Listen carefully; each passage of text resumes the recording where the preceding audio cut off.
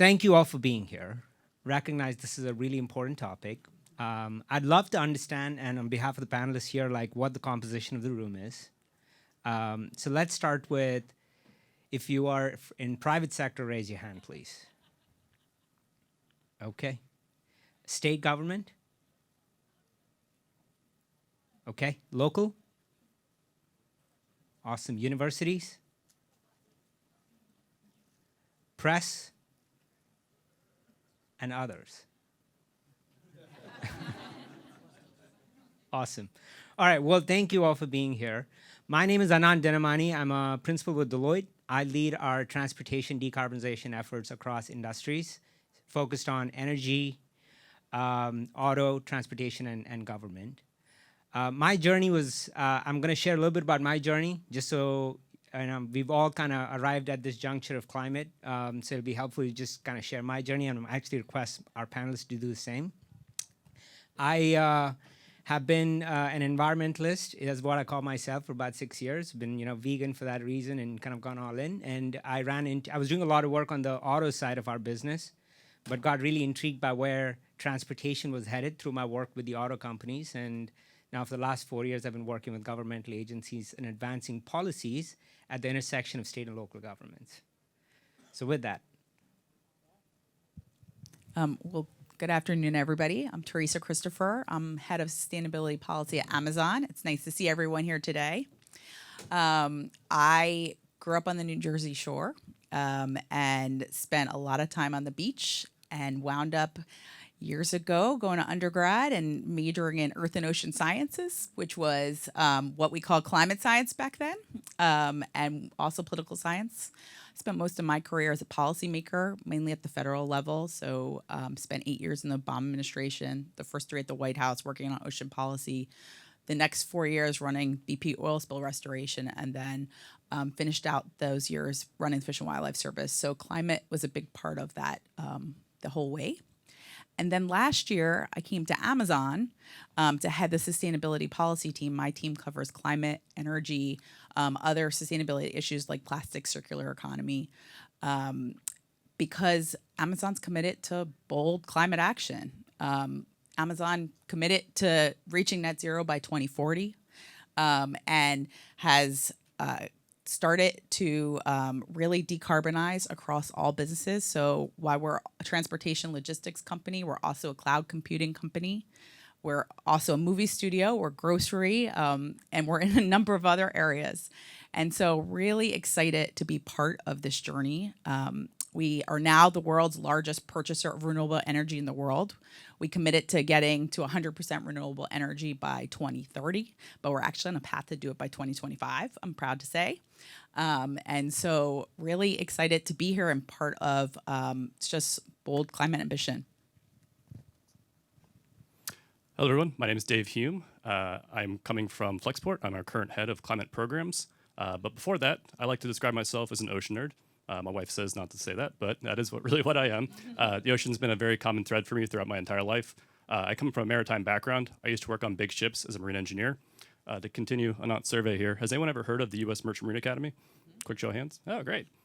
So this is a federal service academy that places graduates into the commercial maritime industry.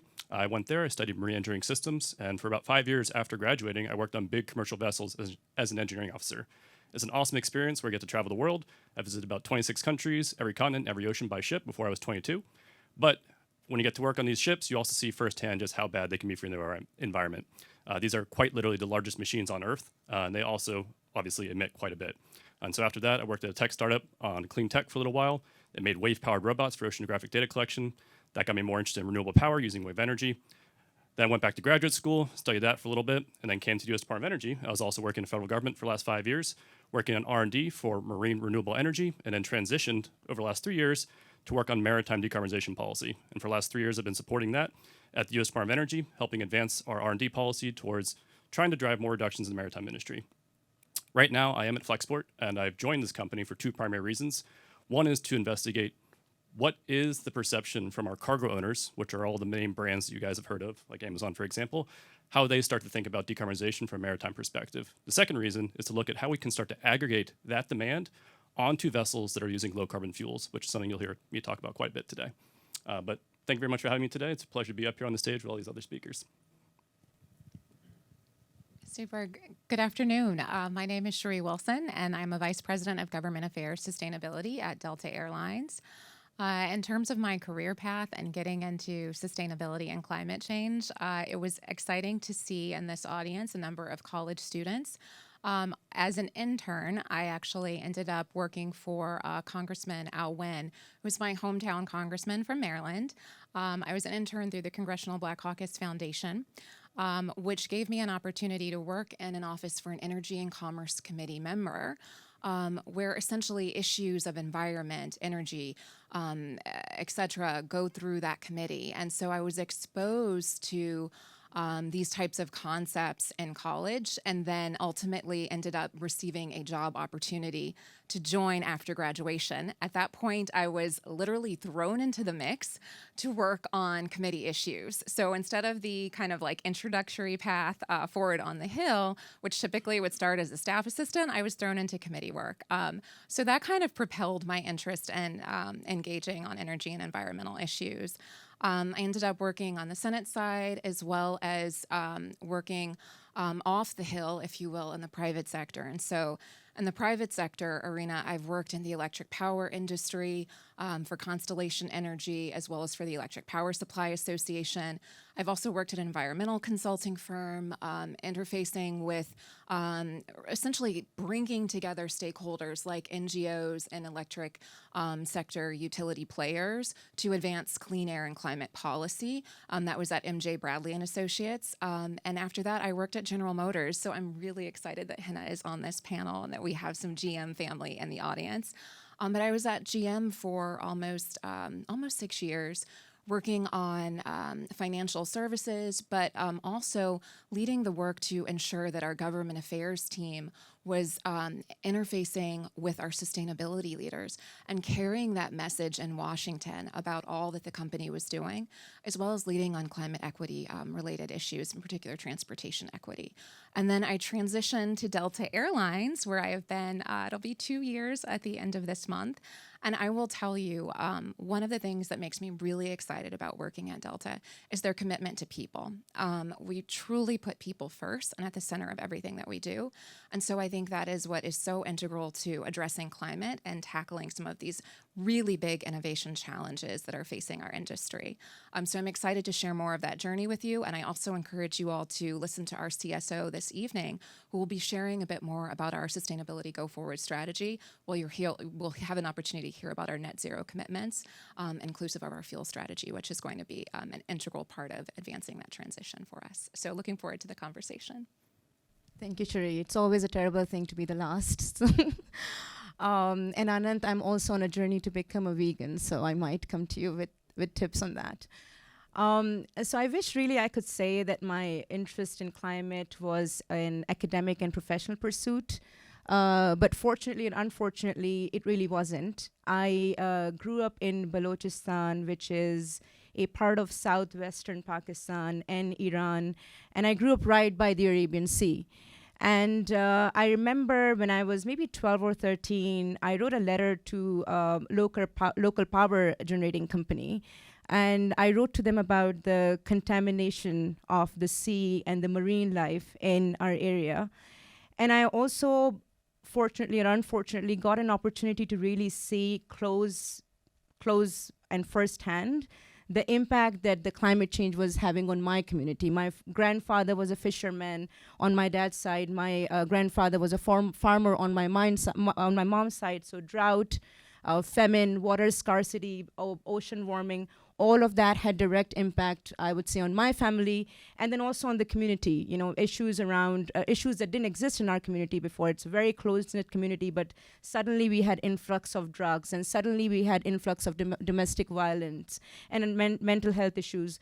So I feel that my journey on climate and climate change really started when I was really young, having the I would say a good fortune of living in that community right by the Arabian Sea. On the other side, then I also got interested in what was happening on the social side of this, so that kept me engaged.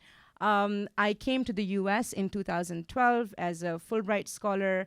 Before arriving to the US, I worked in various parts of the world in Central South Asia region with the British government, mostly working on public health projects. Then I spent some time working in Zambia and Malawi with the World Bank, working on various public health and child protection projects. So my journey to climate change was more, I would say, topsy-turvy and not a straight path. And then more recently, I had the good fortune of working with Kristen Seaman, GM CSO, on climate change, and I think really seeing the change that she's trying to deliver and drive as a leader, taking some bold action, and really all of us coming together and taking everybody along in this journey has been very exciting. What a great group of panelists here. So I'm excited. Thank you for that introduction and kind of sharing your journey. Transportation connects all of us. I mean, it connects us to people we love. It connects us to our jobs. It connects us to our economy. It connects us to everything, right? And you all are now at this juncture working this problem for transportation. So what keeps you up at night? What are you worried about? Yeah, I mean, I would love for, whoever has thoughts, get started. Start it. So I appreciate the question. So thank you. We are trying to decarbonize collectively entire segments of the economy all at once. Transportation's a big part of that. And so in order to do that, there are a lot of moving parts that need to work together. We need to do it fast because we have urgency around really meeting our targets and trying to make sure the planet doesn't warm at a rate that is going to be unchangeable, as well as looking how the entire ecosystem works together in the value chain. So everything from changing our fuels, changing the modes of transportation, changing our infrastructure is really something that I think is one of the greatest challenges that we face. We, because of this, we really have doubled down on trying to work collectively and together. So in 2019, Amazon founded the Climate Pledge. It is a commitment to get to net zero by 2040. And even though we're a big company and we're in a lot of sectors, we knew we couldn't do alone. And so in order to do this, we asked others to come along with us. And so I'm proud to say we now have over 400 companies that have joined the Climate Pledge with us. Those companies collectively represent 55 different sectors in 35 different countries and contribute about $3 trillion to GDP. And so really working together, I think, is how we address those challenges. So for example, we have Ørsted, we have Maersk, we have Visa, we have many others that are Climate Pledge companies. But when we're looking at things like maritime transportation, we are trying to send demand signals as the cargo owner, but then we're looking to Maersk to really retrofit the ships, and we're looking to Ørsted to make the fuels. And so where we really can work collectively on these issues, I think is where we succeed. So, yeah, I mean, I think there is a general theme around coalition and working together. I know, Cherie, you've brought this up, so I'd love to kind of hear a little bit about the challenges that you're facing, especially as you're starting to form coalition around sustainable fuel for airlines, as an example. Yeah. So thank you for that question. I think one of the larger issues that keeps me up at night in connection with the need for these coalitions is that, we are an inherently hard to decarbonize sector. 98% of our emissions come from fossil jet fuel. And so we know that in order to make the biggest impact, we have to be able to transition away from that. There are certainly steps that we can take in the near term, midterm, and long term. So for example, we have control over the types of aircraft that we fly. We can purchase more fuel efficient aircraft, which we have been doing. We've made investments in that space. We can also improve the ways in which we fly, improve our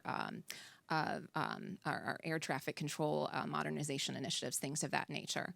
That's kind of within our control. But then when you think about those midterm solutions, that's where the fuel issue comes into play. And so right now, there is essentially no market for sustainable aviation fuel. It is a nascent market. We are looking at, if you look at 2021 production levels, you have about 5 million gallons of fuel that were produced here in the United States. The United States and the domestic aviation industry have committed to the goals of the SAF Grand Challenge, which is to get to 10 billion gallons by 2030 and 35 billion gallons by 2050. In order to get to that 10 billion gallon goal, quite frankly, we need a 600 plus increase in production. So this is an exponential increase in production of sustainable aviation fuel. That is certainly a challenge to me. I think that there's opportunity in what we've seen with the Inflation Reduction Act in terms of creating some of the market signals that we need. But when you dig into the legislation and you kind of look at the investment cycle that stakeholders in this space need, we're talking about businesses that operate in 10 to 20-year investment windows. And we're also talking about timelines where it takes from design, testing, permitting, anywhere from 4 to 6 years just to do that. These incentives are only 2 and 3 years long. So you're looking at 5 years of collective incentives. And so what we're thinking about when it comes to driving these solutions around coalitions is how do we strengthen and extend those incentives in order to send the right market signals so that you can see investment in sustainable aviation fuel. Over the long term, hopefully there'll be other opportunities for breakthroughs, like power to liquids technology, where you're using hydrogen, clean hydrogen, renewables, and carbon capture technologies to make synthetic fuels, or advancements in hydrogen technology in terms of propulsion technologies, even new configurations of aircraft. So we're partnering with key stakeholders in that space, such as Airbus on the hydrogen side.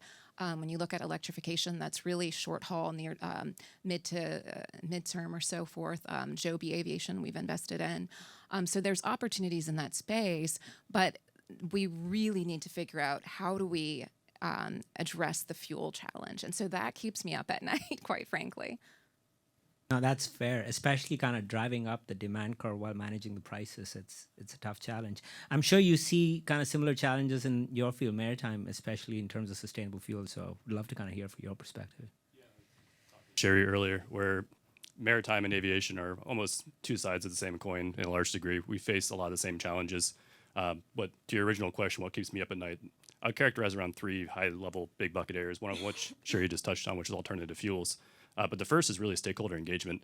I mean, it's my job to understand all the different climate trends, new technologies, policies, regulations, and everything that goes on within various modes of transport.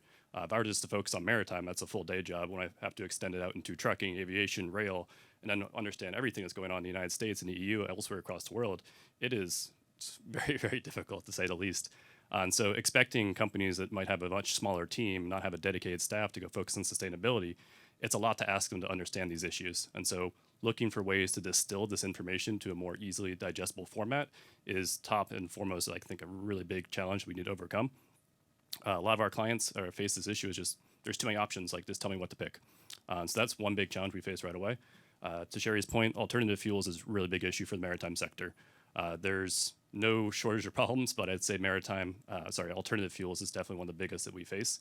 And we use about 330 million metric tons of heavy fuel oil each year right now in the maritime industry. We want to displace that with alternatives. The energy density for the variety of alternatives that we're going to consider is not quite the same, so we're going to need a lot more volume of fuel to meet the demand. And then the last piece I'll also highlight is as we start to think about alternative fuels, a lot of these can be produced through electrochemical pathways, so the e-fuels, e-methanol, e-ammonia, for example. If we start to think about these in a holistic way, we can't just assume that the grid is going to be able to decarbonize at the same time. So grid decarbonization is my last point. I worry about our ability to decarbonize the grid in concurrent simultaneously with transportation decarbonization, because if we can't decarbonize the grid, all of these transportation discussions are almost for moot. And so just to give you a quick example, like let's look at the electricity demand in a port. It's likely to scale up significantly. I think it's going to scale up for 4 main reasons. First, let's consider cargo handling equipment. Right now, you can buy commercial off-the-shelf cargo handling equipment that's all electric or hybridized. That's existing today. A lot of ports are implementing it already. Now we're also starting to see all electric and hybridized commercial vessels as well as recreational boats. I can't say how many different startups right now are looking at all electric recreational boats. It's a really cool area. And then we also have shore or cold ironing. Quick show of hands, anyone know what that term means, cold ironing? A few. So if you're unfamiliar, cold ironing is quite literally plugging a ship into the electrical grid. In California, it's a regulation, it's a law for ships of a certain size. And so we have more ships starting to plug into the electrical grid using the electricity from shore. That is, again, another increased electrical demand. And the final piece is e-fuels. It is more than likely that we'll want to produce some of these fuels on site, on location, because it cuts down on transportation and storage costs. And so if we start producing these fuels in the port domain, all of those things will lead to substantial increases in electricity. But if we can't decarbonize the grid, it's just pushing the problem somewhere else. And so that's one issue that really keeps me up at night. Yeah, I mean, it's a great segue to kind of where I was going to go with Hina as well, because in case of auto, right, you are kind of pivoting to electrification, but it's hugely tied to the grid, right? So where's your perspective kind of on the challenges? Yeah, I think Cherie and David and everybody on the panel here touched on quite a few issues, coalition building, also how fast the technology is moving or not moving, the investment, whether it's coming or not coming, the expectations on investment life cycles, all of that. And I would say GM has made some very bold commitments. We've committed to be carbon neutral in our global products and operations by 2040. We have committed to have no tailpipe emissions in our US light-duty vehicles by 2035. We've committed to go 100% renewable in our US operations by 2025 and globally by 2035. So these are some very, very bold commitments that we've made, and it will take a lot of coalition building across the industry for that to happen. I would say another part, Anant, that I think about and is we constantly think about it, who's not on the table when these big decisions are being made and when these big commitments are being made. And one of the things I think about who's not on the table is usually the one who's paying the most amount of cost for us not taking the action fast enough. I remember I was at the Climate Week in New York in September last year, September 2022, and this was right at the time when probably one of the worst floods in the history of the region had hit Pakistan. And I was sitting at a panel. I had this surreal moment that, my entire village is completely submerged in water. There is some 50 million climate refugees in the country, 9 million still living what you'd call in monetary poverty. 4 million children are living next to contaminated water sources that is causing cholera and dengue and all of that. But we don't get to hear those voices when these conversations happen. So I think reaching these huge goals and commitments that all of us here have signed up for is going to be extremely difficult, but really also remembering who's paying the cost of inaction. I mean, just think about it, right? If the fish could tell its story and tell us what we are doing to it, wouldn't we sign the ocean history treaty that we signed 2 days ago, probably 20 years ago? So I think that's something that really keeps me up and really keeps me aware of the opportunity and privilege that we have of coming here and being able to talk at these forums and make these big commitments. No, I sincerely appreciate you shining the light on equity, right? And transportation has powered the growth of this country and several other countries for generations, but the prosperity has not hit everyone equally. So there is an equity challenge, and especially as you think about sea level rise and you think about these other challenges that are now facing our community, it for sure is not going to hit everybody equally either. So I sincerely appreciate you kind of bringing up that point and highlighting it. Now recognize that there are tremendous amount of challenges, no matter whether you look at it from surface, air, maritime, every different direction, or whether it's movement of people or movement of goods. We have a lot of challenges, and decarbonizing transportation is a very complex problem, understood. But we have a lot of technologies, right, which are now ready for scale. We are starting to scale. There is IRA, there's IIJ, that is all trying to ignite adoption and scale of these solutions. So from your vantage point, especially, Amazon, I'd love to kind of hear a little bit about kind of what technologies are you excited about, and what with coalitions is one important way to scale it, but I'd appreciate a perspective, given your background, especially at the policy levels with White House, like what do we need to do to scale these technologies, and what are you excited about? Yeah, thank you for that question. Actually, this is one of my favorite questions, because the climate change, as big of a challenge it has given us, it has sparked such great innovation across the globe.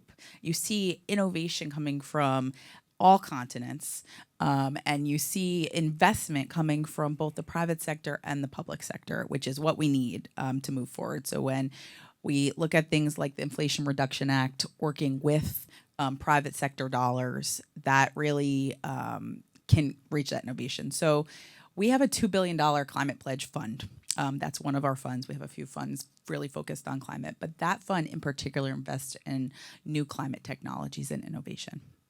We've now invested in 22 different companies. They're all amazing, and I am constantly amazed with the technology that these companies have done. Let me give you a couple examples. So we've invested in one company out of New York, Amogy, that is creating maritime fuels out of ammonia. So they have a new technology. Whether ammonia is going to be the fuel of the future for maritime shipping, who knows, but really impressive. We have also invested in another company called Resilient Power. They have a technology that actually is EV fleet infrastructure charging. They do it 10 times faster. They can deploy it on a quicker schedule, and really is going to allow us to deploy an electric fleet. And then the third one I want to mention is Rivian, our Rivian vehicles. So we knew we needed to send demand signals to really get the market going. And so we both invested in Rivian, but also put out a purchase order for 100,000 electric vehicles in our fleet. I'm happy to say today we have about few thousand on the road in about 100 cities across the United States. So that investing in those technologies, I think are exciting and important, and is really going to allow us to move. Yeah, that's exciting. I saw that. Congrats on that progress there. As you think about scaling these technologies, one of the things that we tend to run into is the federal government's obviously pushing through these bills, and then you've got coordination needed at state and local levels, right? So, I mean, given maybe your background and what you've seen around public policy, what does state and local collaboration look like in this context for like true adoption and scale of these solutions, especially when you think about intersectionality with sustainable fuels and energy transition while getting transportation grid kind of updated? Thank you for that question. I think this is one of the areas that we are driving coalitions now as well. So I'll give you an example. Just last week, Department of Energy facilitated a regional workshop that brought together stakeholders from New York, New Jersey, and I believe Connecticut to kind of talk through where the opportunities and challenges are with respect to deploying sustainable aviation fuel solutions. I believe stakeholders in Department of Transportation also participated to really identify what the federal government opportunity is. So the laws that you highlighted earlier in terms of the Inflation Reduction Act, as well as the need for states to respond to develop appropriate policy solutions. So in New York, they're looking at a low carbon fuel standard. We would love to see aviation included as an opt-in. They're also looking at state level incentives to support the adoption of sustainable aviation fuel. We saw legislation pass in the state of Illinois as well in this space.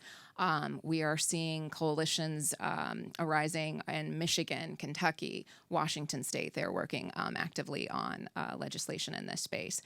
So there's lots of opportunity that's emerging, and we're trying to figure out, at least from a Delta lens, we're thinking about, okay, where are our key hubs located?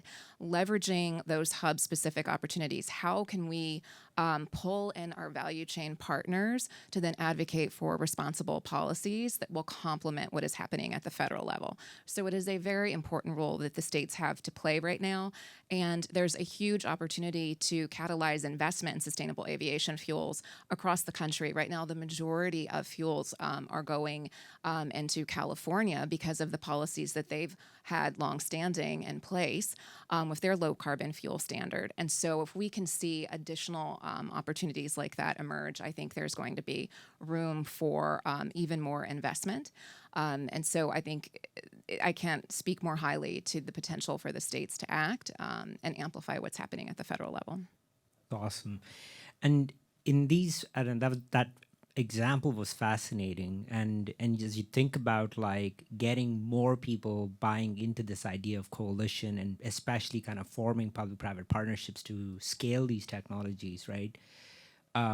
I'm assuming that data plays an important role, right? Because the more data you can bring, the more facts you can put on the table, and stay centered and balanced in this challenging environment, the better off we are. So I know, like Hina, as part of what you've done for GM, and given your background, you've relied a lot of data and analytics as mechanisms to kind of drive us forward. So it'd be great if you want to share some examples of kind of how you've done it and how data and technology has played a role in kind of coalescing that coalition. I think technology has definitely played a big role, and it can definitely play an even much bigger role. I would highlight a few technological innovations that GM has been working on in the last few months, really, and we've been making a lot of progress on. And that also goes to your earlier question or the comments that we were talking around coalition building, because in a lot of our technologies and the data that we are generating through the technology is not happening in isolation. We are making a lot of investments and partnering with a lot of other organizations, including nonprofit. So one example of data would be, Anant, our recent partnership with Rocky Mountain Institute on a technology, and a cloud-based technology that's called the virtual power plant. So what it's a DER, distributed energy resource technology, where it kind of takes power from the EVs during the slower time and then sends it back to the grid. So going back to David, your point on grid decarbonization, and in doing that in the circular energy system, it also gives a lot of the data to the OEMs and to the power plants and energy companies. So that's one example. Another example of innovation, I think, would really be our Ultium platform, which really provides us as a company that has a long history, has the ability to produce at scale a flexible platform. So not only having EV that's accessible to a certain class, or not just have a bro club of EV owners, but really make it accessible across the board and make EVs affordable. Another technology which I'm very excited about is the wind catching system, is a partnership that we have with a Norway-based organization that is focused on, again, the importance of energy and green and clean energy, where they're able to reduce 80% acreage use of ocean and are able to generate energy through wind. So, whether it is working with startups, whether it is working with institutions like Rocky Mountain Institutes, large nonprofits, or working with NGOs like EDF and others, it has really been the coalition building has been very powerful. And then I think, to bring it back to your question, virtual power plant would truly be an example of that really sends clean energy back to the grid, but then also allows us to generate a lot of data in the process. That's amazing, because it's also bringing a lot of transparency, I'm assuming, in the process for how this works. What about you, David? Like, are there examples of kind of data and tech in your world that you're excited about? Of course, I mean, Flexport prides itself in being a tech company, just like Amazon. And so for those of you who are unfamiliar, I don't think I mentioned this previously, but Flexport is a freight forwarder, which means we don't own cargo, we don't own the assets that move the cargo, but we sit between the two and help facilitate their transfer. But given that position, we do have a very strong role in helping influence behaviors on either side of that equation. And so when we come to supply chains, data is a big part of that. Historically, supply chains have been very opaque for a variety of reasons. And so Flexport tries to add more transparency to that process. Excuse me. And so from an emissions standpoint, what we do also try to do is provide data to our clients to help them better estimate or calculate the emissions associated with the shipment of any of their goods. And so we do that for free across our platform for all our clients, and we'll soon have a public-facing tool that does that as well. But this is the first step for any of our clients that we work with, is helping them get a better grasp on the total amount of emissions that they produce, where they come from. Because it's the old adage that I think everyone here knows, you manage what you measure. And so we can't measure our emissions, it's really hard to manage them in the first place. And so that's why we always start there with our clients. But to your earlier question just about other opportunities, as I mentioned previously, I'm going to hammer this point home to like everyone comes home, but alternative fuels is the biggest opportunity for us going forward. And so I know Delta works in this space quite a bit on the SAF side. For Flexport, we're relatively small, but we're still growing. And so we have entered into a partnership with a company called Good Shipping, which is a biofuel provider based in the Netherlands. And we are able to essentially use fuel insetting, which is a very similar concept to offsetting. But now we're essentially providing fuel to our clients so they can essentially inset their emissions within the industry from which those emissions originate. So it's a new partnership that we're really excited to launch, and we're really excited to try and sell some of this fuel to our clients and help them reduce emissions within their supply chain. But to your point, data is really, really foundational to all of this for us. Thank you. Thank you. I think I lost.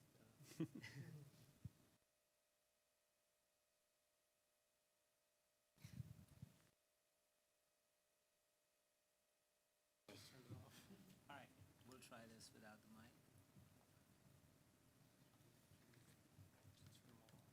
I think we confused them. There we go. Awesome. So data and technology plays a key role, and we've got a lot of technologies that are ready to scale, which is also very exciting. And so you've got this, like, when I think about transportation and through the work that we've done, we've always looked at mitigation separate from adaptation, right? So we've talked a lot about these technologies and methods that we're putting into place focused on mitigation. I'd love to talk a little bit about adaptation. And adaptation was touching on a little bit of our conversation before we started, where I think transportation is also inherently linked into the choices we make, how we commute, how we consume, how many boxes of Amazon we get every week, and what kind of load it adds to the transportation network, not to pick on you, but it is inherently linked to our individual behaviors, right? And we have to also manage through kind of a transition here where what's good for community and what's good for society is potentially ways in kind of being a responsible citizen of the community. So I'd love to, hear if, through your work, especially, as you have looked at kind of large complex problems in adjacent fields like the oil spill, right? And how do you relate such sort of like cohesive efforts coming together while also addressing community level needs and change in behavior if you've run into such situations in your work? Yeah, thank you. So we're customer focused and customer obsessed at Amazon, and so we think about people all the time, whether it's in decarbonization or whether it's in adaptation.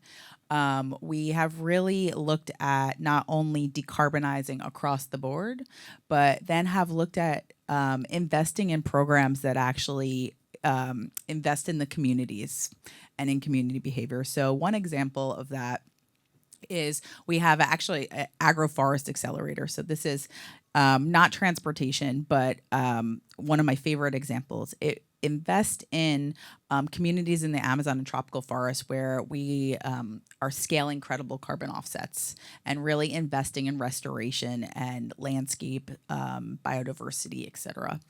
But as we look at that, we're looking at adaptation not only of species, but of the communities and how do you bring those communities along? And so investing in both the communities as we think through these things and adaptation as far as looking at where are people moving to, where are they going to be, what else are they going to need, right? As climate changes, as the temperatures change, as regional climate changes, where do you, and this goes back to the data too, we truly look at where are you going to need products like air conditioners, or where are you going to need where you have more flooding, where are you going to need different equipment, and so we look across the board at how can we plan in advance, how can we help our customers make sure they have the products they need, the tools they need for that. So that was a little windy, I'll be honest. I want to give you one other clear example of where we're really focused on adaptation. This goes back to investing in natural resources and nature-based solutions. We have launched a Leaf Coalition, which is an effort. It's now about a $1.5 billion effort to restore tropical forest. That's globally. So we're focused right now in the Amazon, but we also have investments in Southeast Asia and Africa. We're working with a number of other companies as well as the US government, the UK government, Norway. So we can scale these credible carbon offsets and sort of preserve tropical forests. And I think as we look at adaptation across the globe, really looking at preserving these natural resources is going to help. They have tangential benefits. So for instance, in Africa, that is a place where most of these folks get their food. It's where their economic incentives and their money come from. And so as we are looking at these investments, both for mitigation and offsets, we're also looking at how do you make sure we're taking that adaptation into account. Yeah, thank you for sharing those examples. I've also kind of was thinking about adaptation in the context of like, you know, linkages between intermodality, right? So and not that your examples were great. I also want to like, I also want to like push us a little bit on like, you know, congestion buildup, or you know, even when you think about between sea and land kind of freight movements, right, and intermodal kind of solutions that are starting to build up, connecting last mile solutions better. Are there emerging examples in your fields where there is kind of specific kind of ideas and policies being implemented through coalition that is helping regions adapt better to the challenges that the region is facing, whether it's congestion related or, you know, parking related? Yeah. Only because you just mentioned the intermodal aspect, but I'm just going to do a quick plug here for my former employer, which is the U.S. Department of Energy. But again, with the survey here, quick show of hands, anyone know what ARPA-E is? Relatively few. Does anyone know what DARPA is? Much more. Okay, so ARPA-E is the DARPA equivalent for clean energy. But the only reason I'm mentioning this plug right now is the ARPA-E has an active funding solicitation right now for $10 million looking at developing an intermodal supply chain optimization tool. And so this is going to be a public-facing tool that they would love to have industry work on together with industry or academia to look at the ways to optimize their supply chain around emissions, because historically our supply chains are optimized around time and cost historically. And there is a really strong value to be had to look at how do we optimize our supply chains around emissions as well. And so I can say from Flexport's side, we are very interested in tools like this. If you are interested as well, please come talk to me. Let's collaborate. But I just want to highlight as an opportunity right now, looking at the ways to adapt our supply chains to look at emissions reduction as well. And then just from a Flexport side on the nature-based solutions, we also participate in offsets right now. That's pretty much a default action that we provide to our clients, and we do it ourselves. We work with a company called Pachama, which I think many people here are probably familiar with. They use satellite radar imagery to validate forest-based projects based all over the world. And so we're very proud to partner with them to provide these offset projects to our clients as well. But that's just one example of how Flexport starts to think about this. But for most of our work, it's more focused on mitigation, less on adaptation at the moment. I will just add one thing now that I understand what you were asking a little bit more. So as we are looking at investing and looking at investing in infrastructure and the grid and new facilities for hydrogen production, we are taking into account adaptation. So sea level rise, a lot of the population is on the coast. A lot of how we get goods in and out of the country are coastal, as well as down and out the Mississippi. And so as we look at changing these modes of transportation, as we look at investments in the grid, we do have to take adaptation into account. Yeah, thank you for that. And and this might apply to both from an airline perspective and an auto perspective, right? As you think about intermodality, you look at the blueprint that U.S. Department of Energy, U.S. Department of Transportation, and others put out, and they talk about seamless intermodal, where getting more people to ride share and getting more people to potentially connect with, you know, last mile in ways that, you know, drives more ride sharing capability. Is there any of that kind of coming in the work that you're all doing, in the way you're building coalition, where you're getting people to use public transportation more, or getting people to use, you know, carpooling and ride pooling more?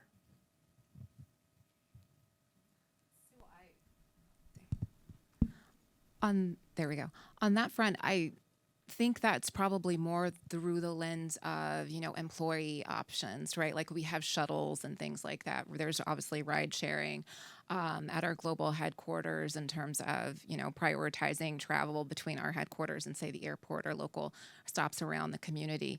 But I think what is really interesting, and not to kind of deflect from this question, but to take it back to that larger question of, how are we thinking about communities and intermodal opportunities?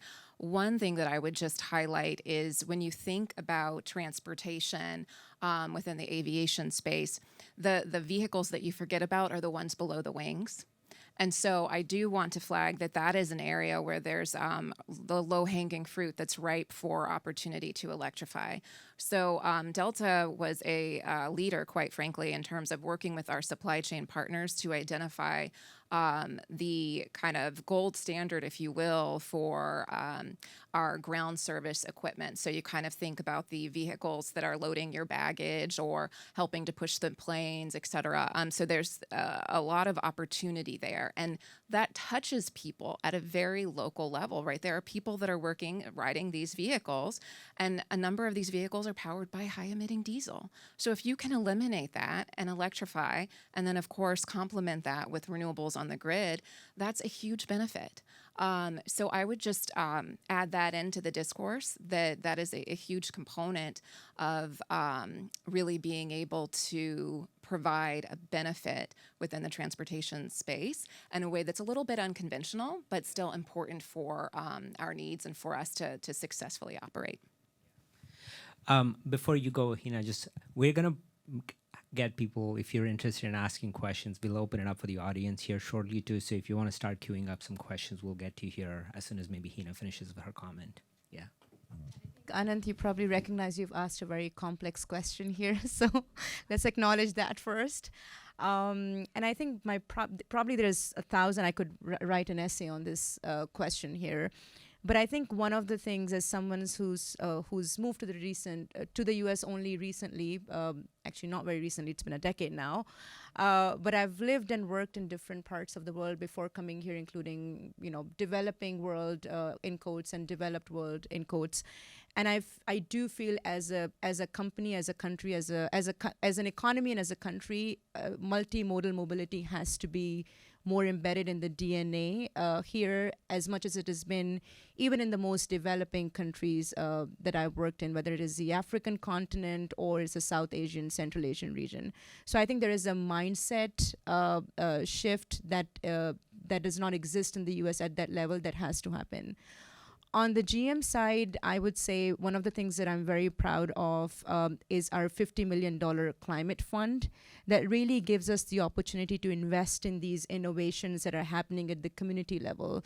So going to your question around adaptation, community would play a big role in that. We have a number of collaborations with nonprofits in California around the Salton Sea area. We have collaborations around Amazon forest. We have collaborations with nonprofits in one that actually I recently joined the board of, Grid Alternatives in California, that provides renewable energy charging and renewable energy roofs to different communities, different underserved communities.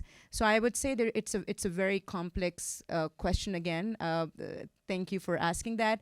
But I do think freedom of investing in the community through climate fund or partnering. We had a partnership with the Boston Museum of Science where we invited students from across the Boston area to provide crowdsourced solutions to multimodal transportation in the urban setting. We also work with MIT on a platform called MIT Solve that also invites students and faculty and global solvers really from across the world to come and provide solutions around multimodal mobility. So I think it's almost not even a choice. You can't be in auto industry and not think about multimodal mobility. And I would leave with the last here, maybe a plug for GM is, I think one of the projects or products or business streams that I'm very excited about in the company is also the Bright Drop, which is really focused on electrifying the fleet. And then how do we go beyond, again, how do you see emissions beyond personal mobility?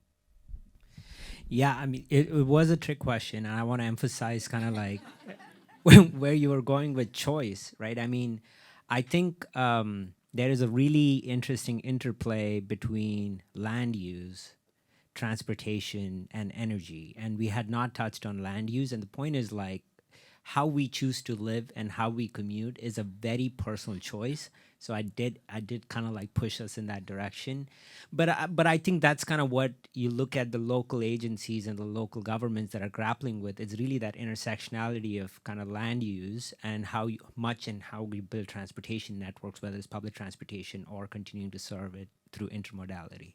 So thank you for indulging me in that tough conversation there. So I'd love to open it up for any questions here, please, and we'll come right to you next.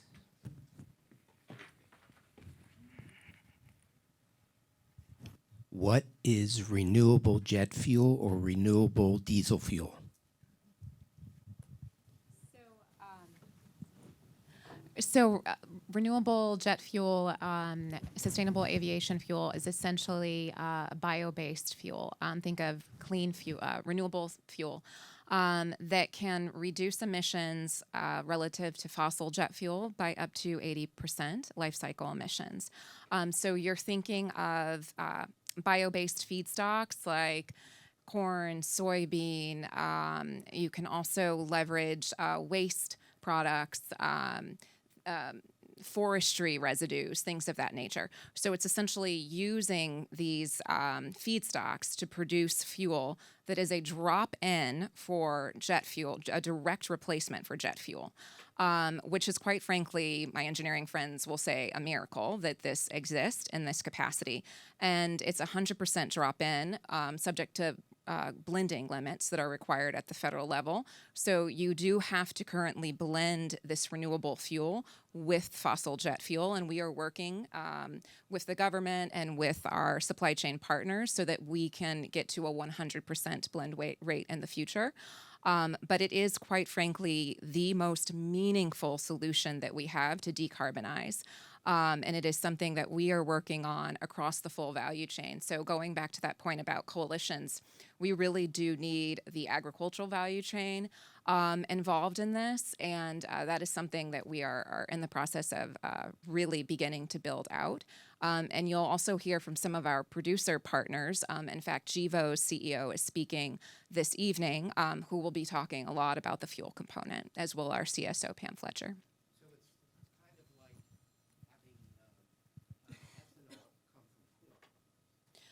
Right, so there's like an ethanol to jet option, and Gevo, for example, uses like the inedible component of the corn. So there's lots of really neat ways in which you can produce fuel now.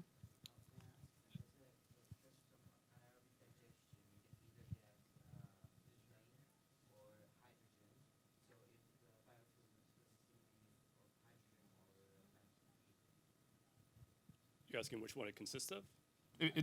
Well, so this relates a little bit to a point I just want to bring up. Cherie gave a great answer there, but she did mention one key word I just want to emphasize there, which is total life cycle emissions.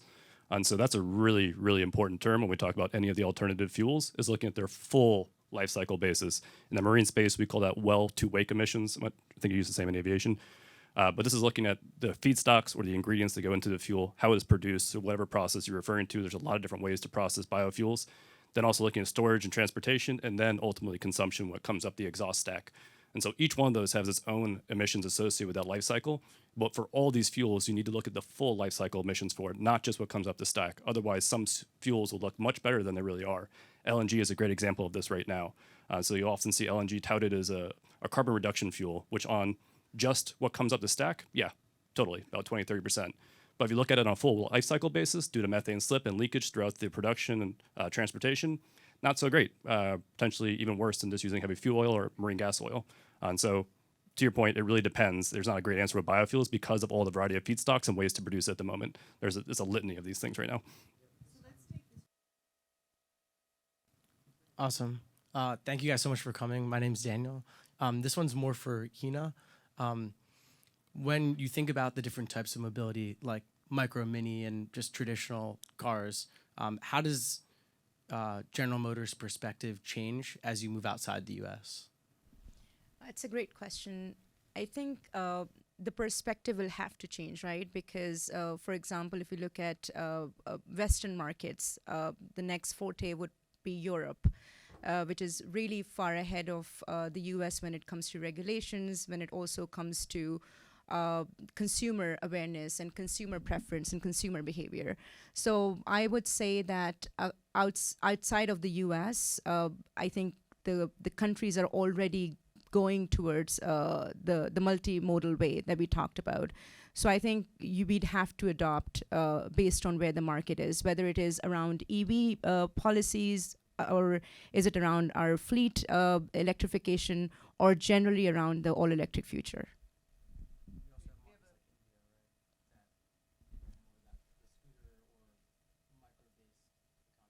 Absolutely, yes. Yeah. Hello, Aaron Smith, Bank of America. So we've spoken about equity and opportunity. A term that's come up a lot is environmental justice. And so I'd really be interested to hear from some of the panelists on what some of your companies are doing to make sure that as we transition to a low carbon economy, we don't have unintended consequences for those historically marginalized populations and communities.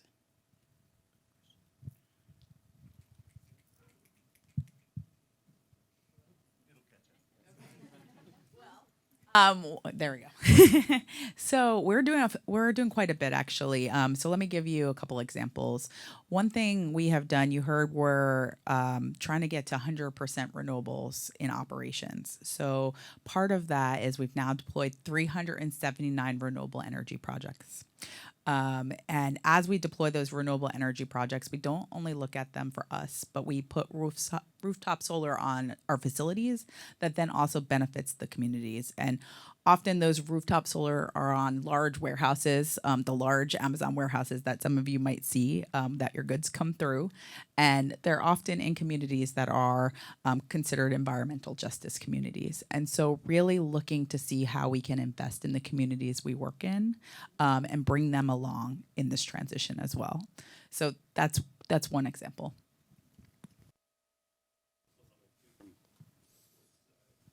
Maybe.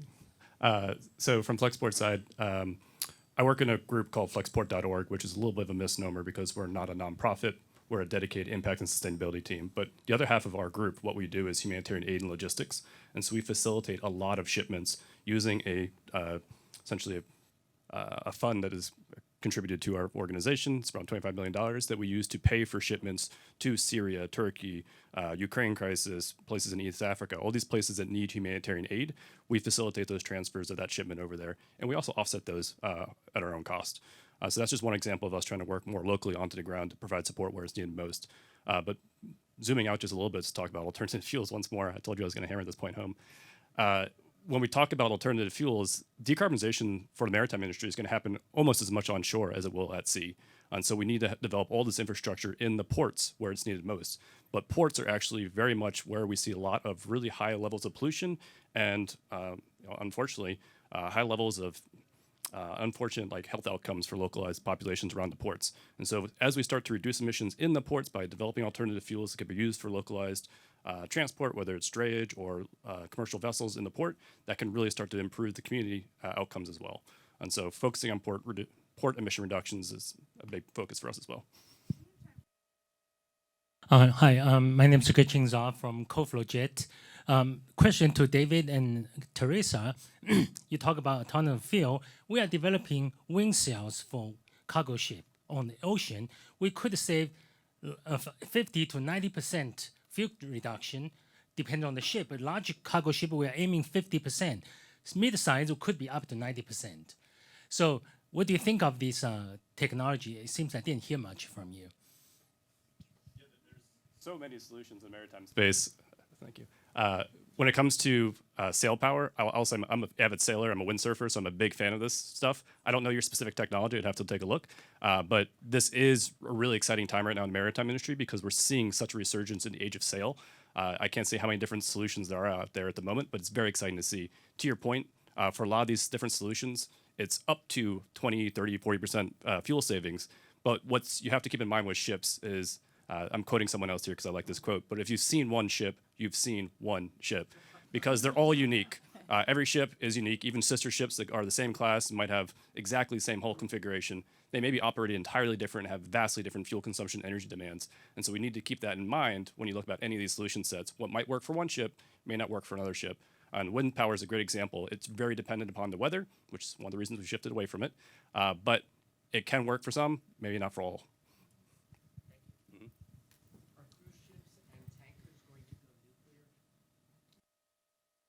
On a nuclear thing, I'll say I am a fan of nuke.